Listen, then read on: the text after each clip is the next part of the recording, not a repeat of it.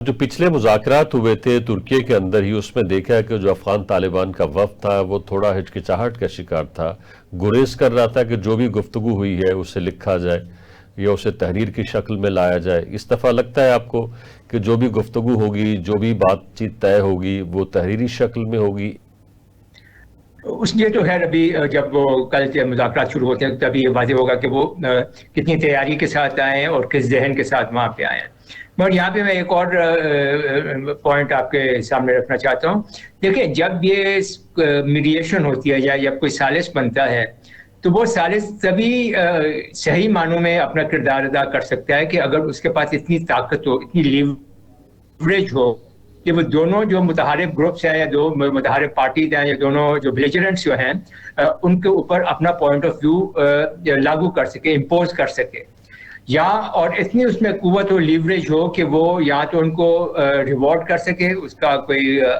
انعام دے سکے ان کی بات ماننے کا، میڈیٹر کی بات ماننے کا، یا اگر وہ بات نہیں مانتے تو ان کو سزا دے سکے۔ مطلب اس کے ہاتھ میں سزا اور جزا کی قوت بھی ہونی چاہیے۔ تو اگر ایک میڈیٹر ایسا ہے،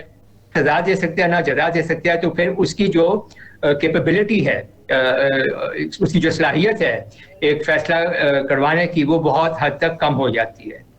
تو یہ ایک بنیادی پوائنٹ ہمیں سامنے رکھنا چاہیے کہ جو ہمارے میڈیٹرز ہیں ابھی اس وقت، ان کے پاس لیوریجز کیا ہیں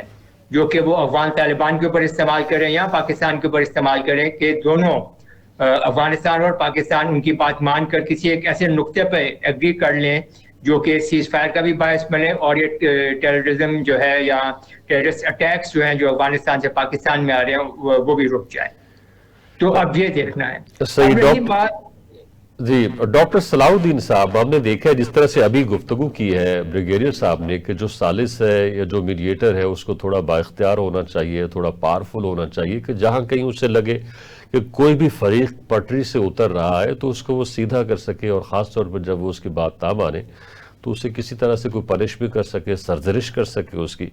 ترکی کے اندر آپ کو لگتا ہے کہ یہ چیز موجود ہے کہ وہ تھوڑا بااختیار بھی ہے، سرزنش بھی کر سکتا ہے اور اپنی بات بھی منوا سکتا ہے؟ جو اس سے پہلے مذاکراتی دور ہوا وہ تو مکمل طور پر ناکام تھا، تو ترکی نے بھی اپنی فیس سیونگ کے لیے آخر میں جب یعنی دونوں ملکوں کے جو مذاکراتی وفود تھے جب اپنے اپنے ملکوں کی راہ لینے لگے تو انہوں نے کہا کہ بھائی 1 منٹ بیٹھیے، کچھ تو یعنی طے کر کے جائیے۔ تو اس کے نتیجے میں پھر یہ ہوا کہ جو سیز فائر تھا وہ عارضی طور پر 6 نومبر تک ایکسٹینڈ ہو گیا۔ اب کہ لگتا ہے کہ ترکی کے اندر کچھ جان ہے، کوئی اثر و رسوخ ہے اس کا کہ وہ اپنی بات منوا سکے گا؟ دیکھیے، یہ جو بین الاقوامی معاملات ہیں یہ اسکول کے بچوں کی لڑائی کی طرح نہیں ہیں جو اس طرح سلجھ جائیں گے کہ ایک پارٹی دوسری پارٹی کو زیر کر کے اپنا معاملہ حل کر لے گی۔ یہ بہت پیچیدگی ہوتی ہے ان کے اندر، اور ان کے حل کرنے کا رستہ اگر دیکھیں تو بہت سہل ہے۔